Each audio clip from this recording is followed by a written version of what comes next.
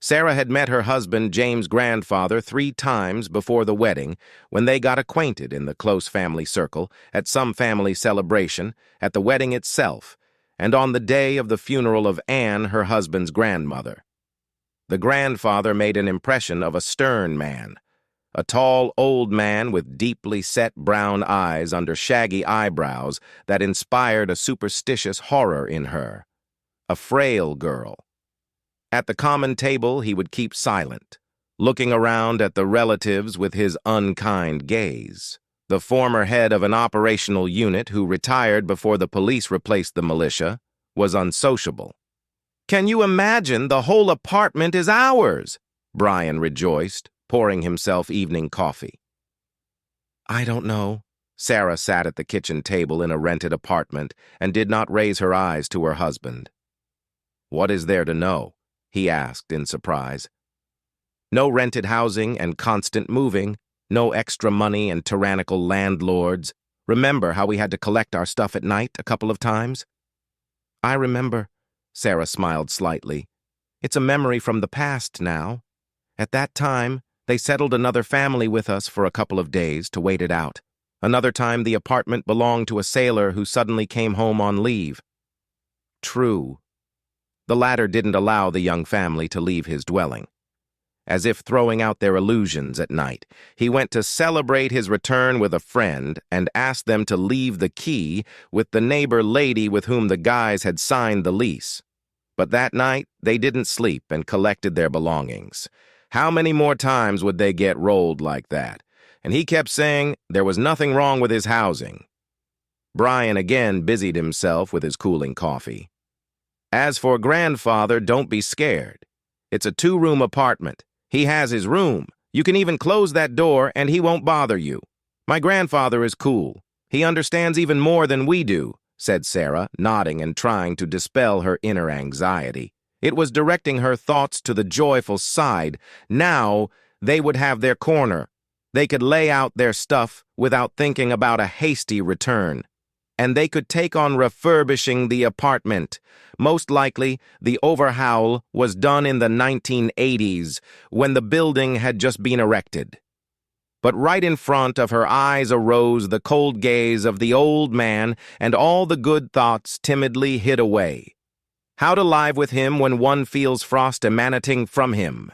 It's as if he sees right through a person without asking, peering into one's soul very closely. Sarah shuddered, and Brian was no longer in the kitchen, while she looked into the dark space outside the window, just as cold and bleak as the prospect of the move. The preparations did not take long. In the few years of such a nomadic life, the young family had not managed to accumulate bulky possessions. All their belongings fit into a couple of backpacks and several sports bags. And that's how they came to James, just the 2 of them.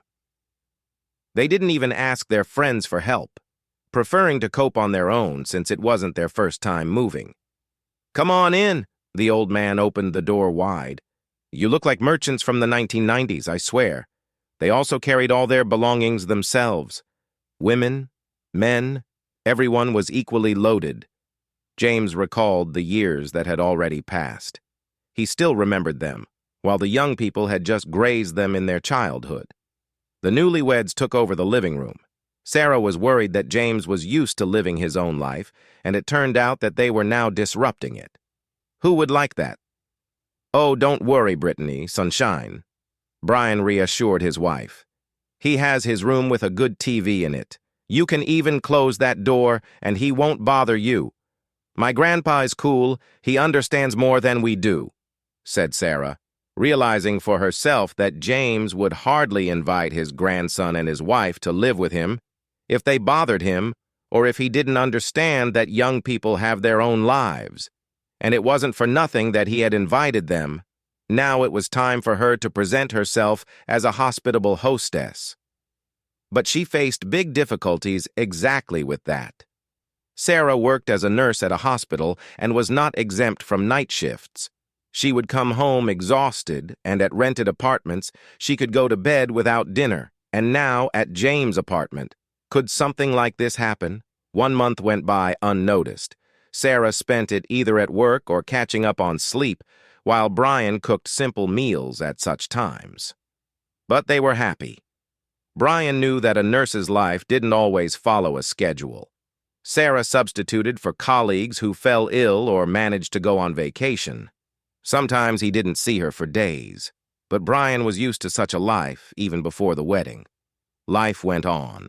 Sarah returned from work very late again while Brian was already asleep. James was reading in his room according to the strip of light under his door, which Sarah noticed.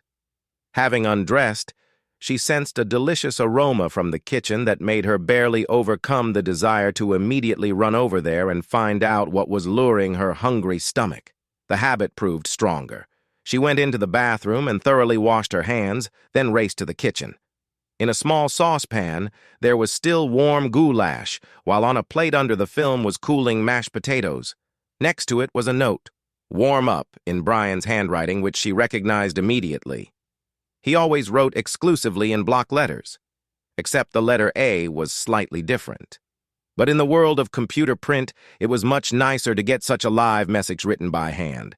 And besides, Sarah hadn't imagined that her brain was capable of making such a satisfying and tasty dish out of chicken. The goulash was very tasty, she smiled at her husband in the morning. Did you like it too? Brian was on his way to work, buttoning up his pants. That's grandfather's doing. He didn't say a word. I heard him fussing about something in the kitchen for a long time. I opened the door and the aromas. You almost killed me. Wow! Brian exclaimed while Sarah understood why the letter in the note was different. Brian hadn't written it. He was not one for such tenderness. Even at the time of their meetings before the wedding, he had not been romantic. So that note for the food was not from Brian. It meant that James had taken care of her. Or maybe he just wanted to show what dinner should be like in a normal family, while her dear Brian could only cook some macaroni with sausage.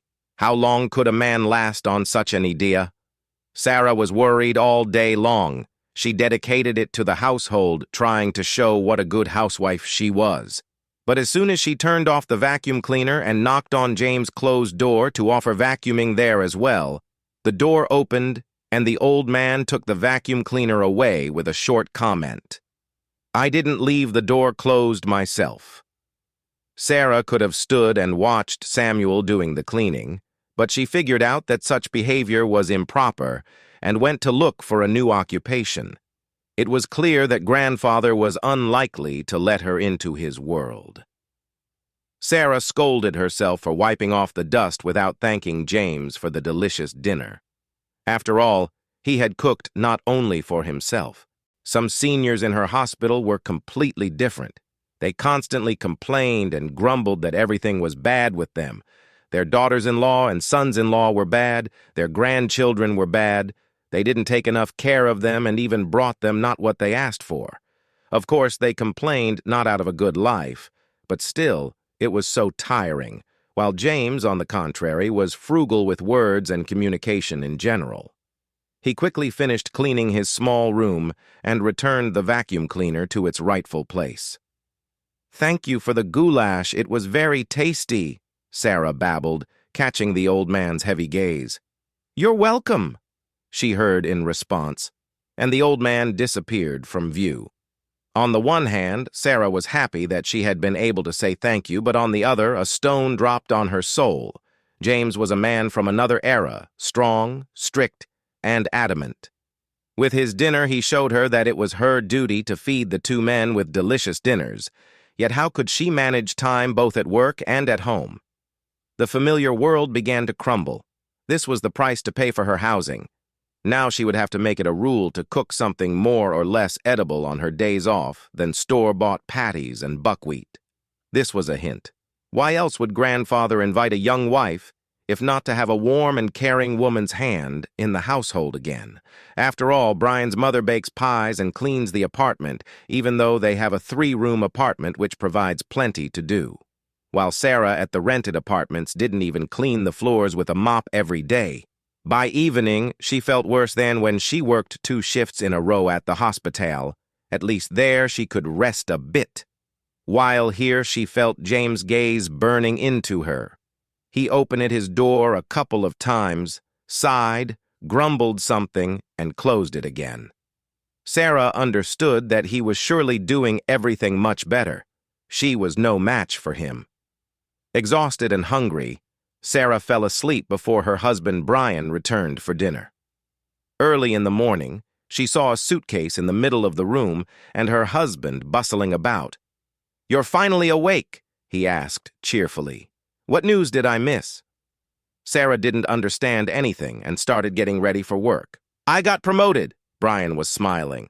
"But I need to go to courses in Chicago for 2 weeks, so you'll be staying here with Grandpa. I'm terrified." Sarah froze, opening the closet door. "Brittany, my sunshine, well, what's with you?" Brian came up to his wife. "He's good. Don't look at his appearance. He's cool. He understands everything and will support you. And I'll be back quickly. You'll see. You won't even notice how the time will fly by." Imagined Sarah the glum prospect of working, cooking, and cleaning.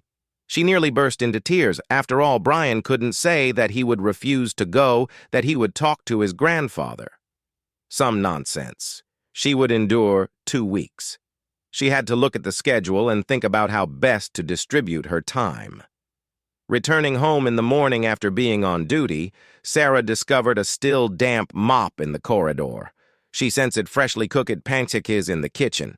"He wake us up so early that by the time I arrive, he has already shown the young wife her role in the family," Sarah sadly thought. She drank tea with the pancakes, swallowing the tasty treat with difficulty as her conscience clung tightly to her throat. Sarah decided to take a nap after the night shift, reassuring herself that they had chili left for lunch, which she had prepared, and she would come up with something for dinner. The week dragged on. Sarah ran home from work and waged a military campaign against everyday life and the successes of Samuel in this area. It was incredibly difficult. But Sarah burned with the desire to prove that she too could bring comfort and tasty dishes to the family, and if necessary, rush into a burning hut on horseback. With horror, Sarah realized it was only Thursday, and she already felt like a dish rag. Sarah stood in front of the stove, not understanding what she was doing there. The day at work had been generous with negative emotions.